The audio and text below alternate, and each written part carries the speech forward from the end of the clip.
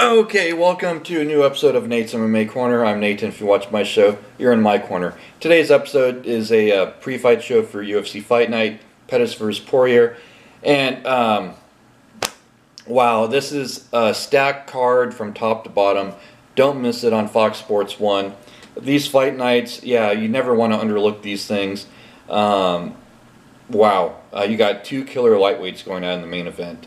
So, yeah, this is my pre-fight show with predictions and rundown of the main card, so let's get started. So yeah, in the lightweight division we have, that's the main event, Dustin Poirier versus Anthony Pettis. And you got two killer strikers going at it here, and they both have knockout power, and they both like to finish fights. Pettis is actually underrated at his submission skills. He has a lot of great killer submissions to his credit. And Dustin Poirier is a legend with his fights. And wow, this fight I'm so excited for. I'm picking Anthony Pettis to win by third round knockout. I think this fight stays standing. And I think Pettis used his takedown skills to shoot in for a takedown, but I think Poirier stuffs it, and then Pettis finds his reach and then knocks out Poirier. And so I'm picking Pettis by third round knockout. But it's not going to be an easy fight for Pettis. I mean, name-wise, Pettis is a way bigger star, but Dustin Poirier's no slouch either. And they both have a lot of great MMA knowledge to their credit. And yeah, wow. In the co-main event in the welterweight division, we have Matt Brown versus Diego Sanchez, both towards the tail end of their careers. And Matt Brown is debating if he'll retire or not. But I'm picking Matt Brown by first round knockout here. I think Matt Brown has knockout power. This fight, Diego Sanchez may shoot for a takedown when he gets rocked by Matt Brown. But I think Matt Brown's ground game has gotten a lot better, and he'll knock out Diego Sanchez late in the first round. Yeah, I wonder after this fight if either guy is going to retire or what the future holds. So I'm pretty excited to see this fight and see how it plays out after the fight's over, actually, as well as the fight itself.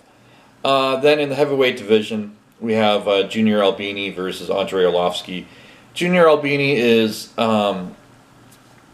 he is a top prospect at heavyweight, and he's not someone I'm going to overlook. This fight could go either way. Let's see here. Yeah, Junior Albini. Yeah. Oh wow. Yeah. You know what? Like, it's.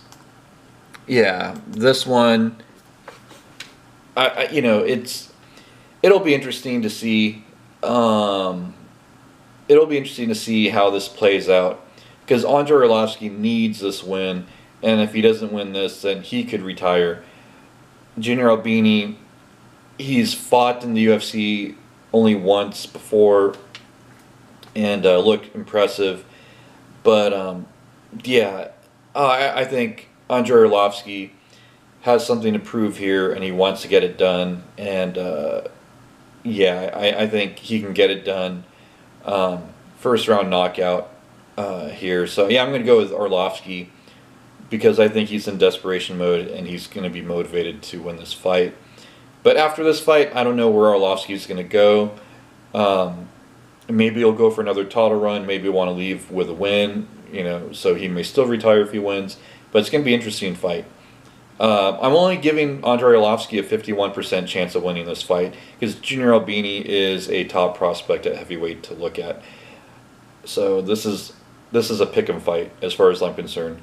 Then in the middleweight division, we have Nate Marquardt versus Cesar Ferreira, and I'm going with Cesar in this one. I'm picking Cesar by decision.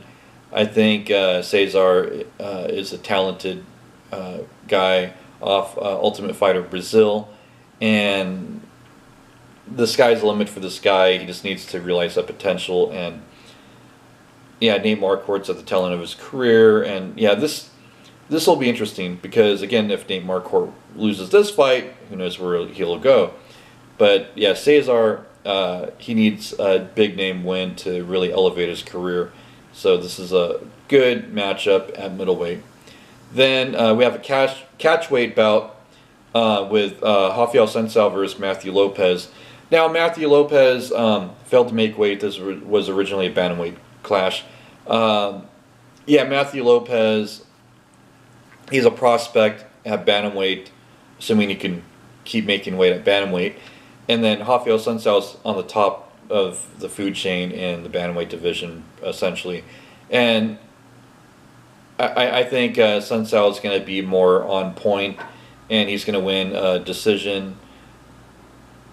Yeah, it'll be interesting, though. I mean, Sensal really needs this win if he wants to start talking about title fights again. Yeah, he needs to really work his way up the ladder.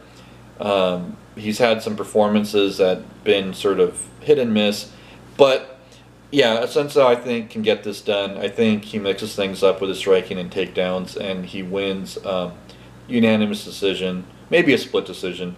Matthew Lopez, don't underestimate him. Again, he's a prospect. But yeah, I think Sensei wins it by decision. Then in the lightweight division, to kick off the main card, we have Joe Lauzon versus Clay Guida. And man, you know what?